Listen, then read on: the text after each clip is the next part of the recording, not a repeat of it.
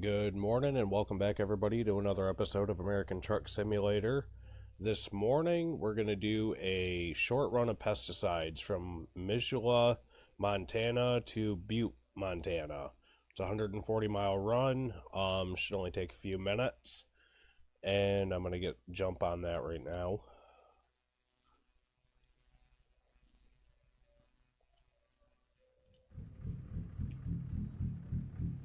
So, something new that my buddy Mike has introduced me to is, again, as I said in previous episodes, I play with mods a lot, and I'm learning more and more about them the more I get to play with Mike.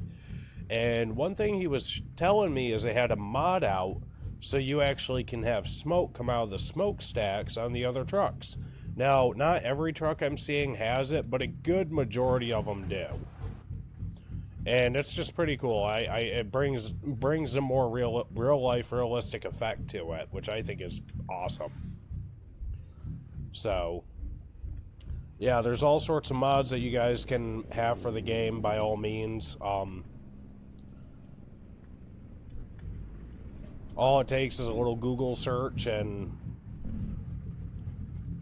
it's pretty cool what you can discover out there.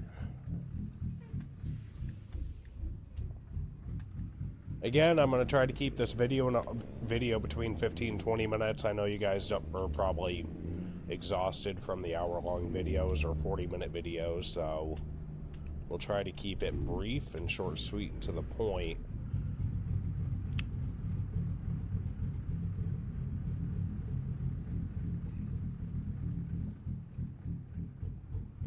Until I have to sit here at a red light for the next hour. He's just going to stop out in the middle of the intersection. This AI traffic on this game's gotten a little ridiculous. So I'm just going to go ahead and go.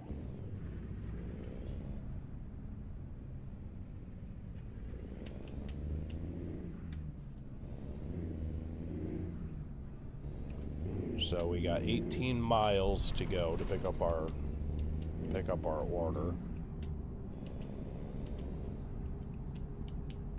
And I know I'm definitely speeding. It's alright.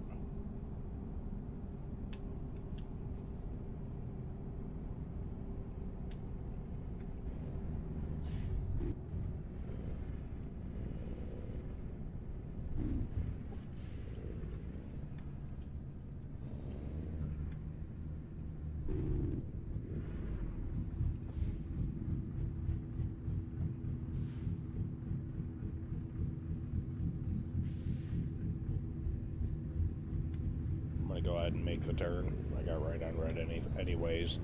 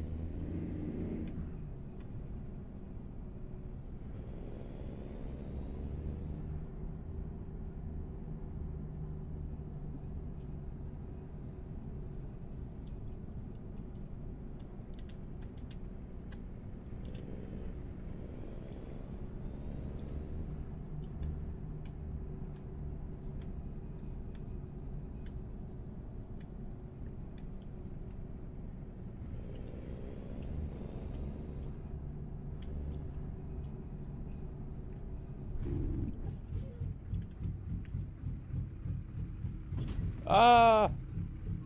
Whoops. It's alright. I didn't get no damage, so I don't care. Yeah, this truck tends to get up and go, so it's alright. Happens.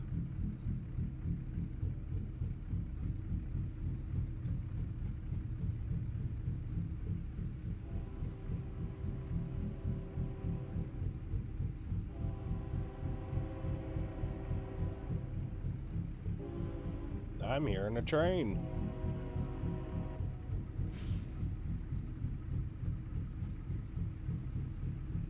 What are we waiting for? These are the red lights I don't like. It just takes way too stinking long. Like, there's no reason for this. Absolutely nobody's moving unless I'm missing something. There we go. That guy's gonna sit there and think about it.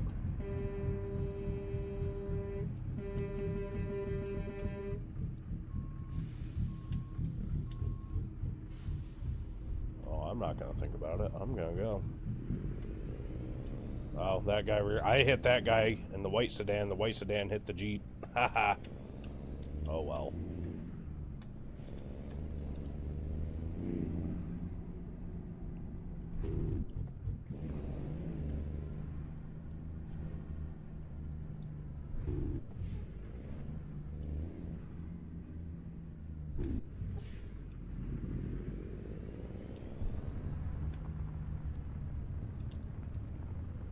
So I mentioned in my last videos that I actually drive truck in real life too, and one of the biggest things that is a pain right in the butt. There's a few things really being a truck driver.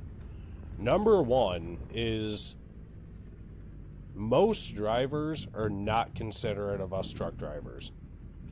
Now, yes, there's some half-cocked truck drivers out there who think they own the road. You know, they'll run right on top of you and won't even care. And, you know, those ones I understand them, you know, people, public not being so nice about. But when you're on a highway and you see a truck, you know, that's going up a hill, struggling a little bit, don't ride their butt. Don't box them in. Don't ride their butt. Just don't.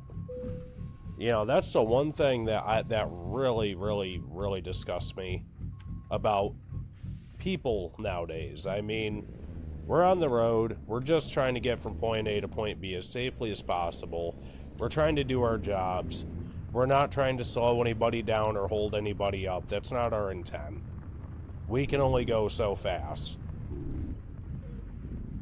And then you get people that just cut us off left and right. That's another thing I don't like. Which in this game, I am noticing apparently the trend followed into the game. Apparently the artificial intelligence in this game is a little bit more realistic than I would have hoped. But yeah, I mean, you know, to all you other fellow truck drivers out there, I appreciate you. I'm there with you. I've done it. You got love and support from me, and, you know, to anybody else who's not a truck driver, try to show a little consideration, appreciation, a little understanding. You know, nobody gives us enough respect. Nobody really cares a whole heck of a lot. Nobody understands, you know, some of these guys that are driving over the road, they're gone for weeks at a time away from their friends and family. You know, out there trying to make a living, to support their wife and kids, and so on and so forth. Or if you're a woman, trying to support your husband and kids. And I know a lot of female truck drivers out there. And, you know, just people don't give them enough grace. But again, I can see both ends of the spectrum, because there are truck drivers out there as well that just are very cocky, and, you know, they act like they own the road, and you can't act that way. It's a two-way street. You want respect, you got to give it. So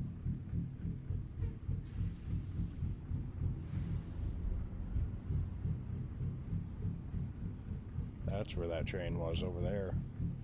I would have loved being able to go straight, but apparently they got that blocked off on me.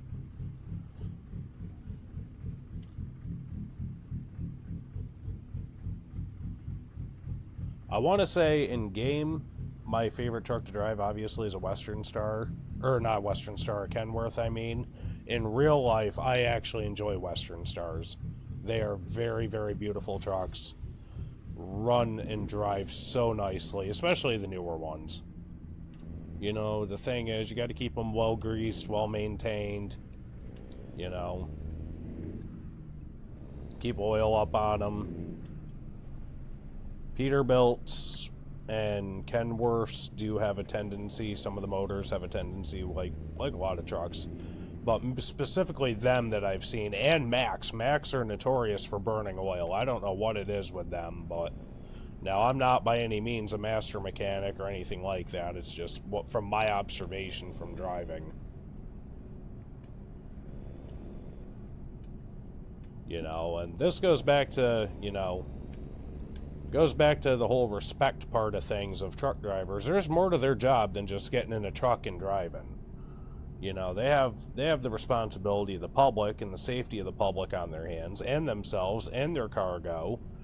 They do pre-trip inspections, post-trip inspections, and then you hook onto a load every couple hundred miles. You got to stop and do an inspection depending on how far you're going. If you're going a 200-mile run, you're going to stop at least one time to do another walk around on your truck and inspection to make sure it's all good. And it's all going to be documented for the FMCA to, be able to keep track of you. And to those who don't know, that's the Federal Motor Carrier Association. So when you are a truck driver, you are registered on the FMCA database. That's how they keep track of your miles, your drive time, your miles. Look at this guy right there. Yeah, see that? That's ridiculous. So, and then they're responsible for the truck, even if it's not their truck. If you're driving for a company and it's a company truck, and let me give you an example. Part of your pre-trip inspection is knowing your tread depth on your trucks. Now, for the front tires, it's 4/32. Well, I should say your drive tires are supposed to be 4/32, and all other tires are 2/32 tread depth. If you have too much wear on your tires, and you get pulled over by DOT for an inspection, and they see something's out of line like that, the company does not get the ticket. You do. Now, the company may say, hey, we'll take care of the ticket for you, not a big deal, but it goes against your driving abstract. And it could go and that's just a small example. I mean, you gotta make sure your DOT reflective tape is up to date. You gotta make sure, there's so many things that go into it. Like, on your steering wheel, you're not supposed to have more than 2 inches of play in your steering wheel. You're not supposed to have more than 1 inch of slack on your belts. There's so many fine detailed things that they're looking for. And when you're a truck driver, if you get DOT'd, and like I said, I live in upstate New York, and I've been DOT'd a couple times. Thankfully, I've never had any major tickets or anything like that, so I have a pretty good driving record. But I've had state police ask me to pull to the side, or when they pull me to the side of the road, ask me to get out of the truck and do a full around pre-trip inspection for them. Just because they're testing you and they want to see how much you know. And if you miss anything, no, you're not going to get in trouble for it, but they're going to look even harder at your truck, and they're going to look at even more in depth for any issues. At that point, they're going to look for a reason to citate you. So people need to understand the responsibility that a truck driver has. Like I said, it's not like driving your car where you're just going to go to the grocery store, get your groceries, and go home. These things are so much bigger. They're massive. I mean, these trucks are the size of houses. And just like here in the game, I'm going 65 miles an hour. These things really do that in real life. And, there's a science behind it. Like if your brakes get too hot, you can blow your brake pads right off the truck. If they get too hot and they get wet and it's raining out, that's why they tell you, never never pump your brakes, never lock up your brakes. There's a lot to it. I mean, I'm not going to bore you guys with all that, but, your brakes getting hot, that's something you got to be careful of. If they get hot and they get wet because it's raining out, that's an even worse situation. And then you got your air pressure system, your air tanks that you got to be mindful of. If you have an air leak, we do something called a leak test. So you start your truck, your governor shutoff should be around 125 psi, give or take a couple psi's, should be close to that.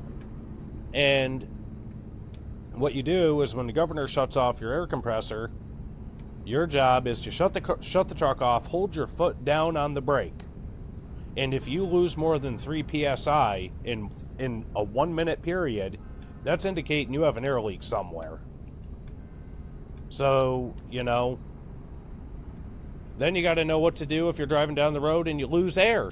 You know, there's just so many things that come into play. It's not just like getting in your car where you just hit the brake pedal and you can just sit there and pump it and pump it and pump it all you want. Eventually, the trucks are going to run out of air. What are you going to do then? That's why it's so important not to cut off a truck, especially in a very short distance. I've had it happen to me where I've had trucks cut me off and where I've got to slam on the brakes. When a truck driver slams on the brakes like that, they're potentially causing damage to the load, damage to the truck, and they're also putting people at risk. Pretend the load I'm driving right now is real life. We're going 65 miles an hour up this interstate. To stop a truck safely is going to take a football field and a half, almost, for this truck to come to a safe, complete stop. That's how much distance you need.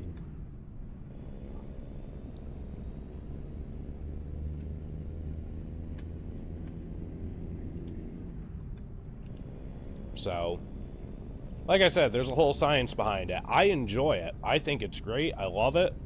I don't drive over the road. I drive more localized. I mean, I've gone long distances before. That's just not my thing. I am a husband. I have kids.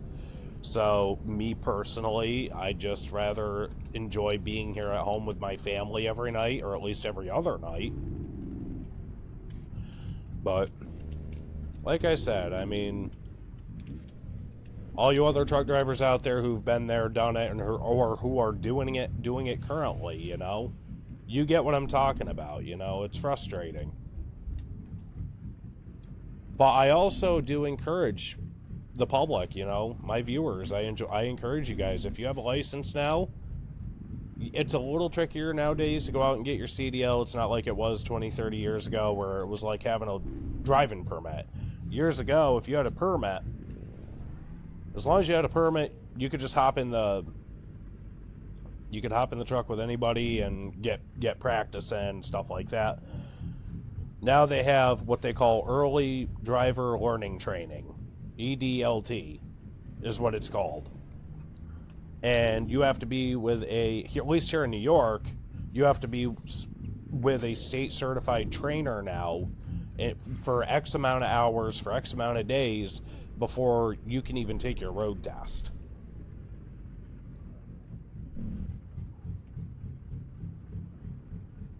Now, I used to work for New York State Department of Transportation in the Highway Maintenance Department, and I got my license through them.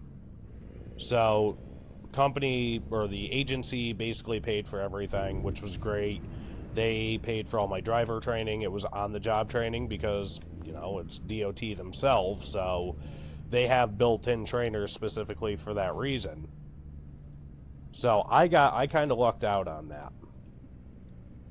But you other guys who, you know, I don't work for them anymore currently, but, you know, the ones that have to do it the old-fashioned way, you know, get their permit and do it the hard way nowadays. It like I said, it never used to be this hard, but, you know, again, they've gotten really strict on the laws with it now on about even just getting the license, because there's so much that goes into it that a lot of people don't understand. Like, until they're there themselves doing it, until they're behind the wheel, or even just at minimal, you know, you can go to your local Department of Motor Vehicle, pick up the study guide for it. Look how thick that study guide is. And that'll give you an example. And now, those books update every year. They're constantly DMV, DOT, they're always changing laws. So every year, those books are actually getting thicker and thicker. So if you guys, you know, even if you're not interested in being a truck driver in the real world, but you want to at least educate yourself on it, by all means, get yourself a DOT book at or get yourself a CDL book at your local DMV office. I know they usually give them away for free, at least where I live they do. and read through it, skim through it a little bit, and you'll have a little understanding of what truck drivers really have to go through. You know, I mean, there's a lot to it, and it's all about public safety. Every inch of it is about keeping you guys safe on the road with us. Not just keeping us safe, not just keeping cargo safe, it's about you guys. And it's very, very important, you know. That's why they have driving restrictions. You know, you can only, if you drive for X amount of hours, you have to be off the road for X amount of hours. That just started happening here in the last 20 years. I mean, there, and you got to document and log that too, and that gets logged legally with the Federal Motor Carrier Association. So, like I said, it's just, they take it very seriously for a reason. It's not a joke. It's a high stress job, but it can also be a high paying job too. Depends on what you're hauling, depends on what you're doing. But once you learn it, and you know, if you're a guy like me who loves to drive, you know, I drive partially for a living, and look at me, I come home and I still drive. You know, I'm driving on here, and it's just, I love my job that much. I love what I do. I'm good at it. I enjoy it. It's fun. You know, I think if I didn't have a family, I would definitely be looking more into driving over the road. Because I like to travel. I don't know about anybody else. I love to travel.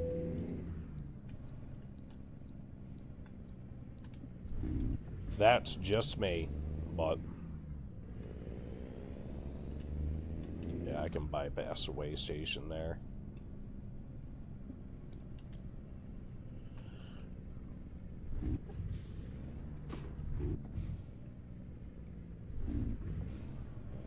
So, you know, again, like I said, I'm just trying to educate you guys a little bit about how truck driving really works in the real world, and how much stress and how much you got to really think about all the time. You got to think your motions with the truck way ahead of time.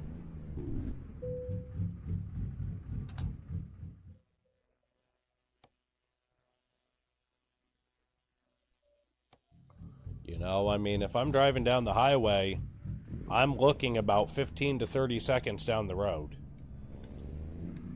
You know, you gotta pay attention, because especially knowing that you're not gonna be able to stop on a dime. There's just nothing you're gonna do that's gonna stop you instantly.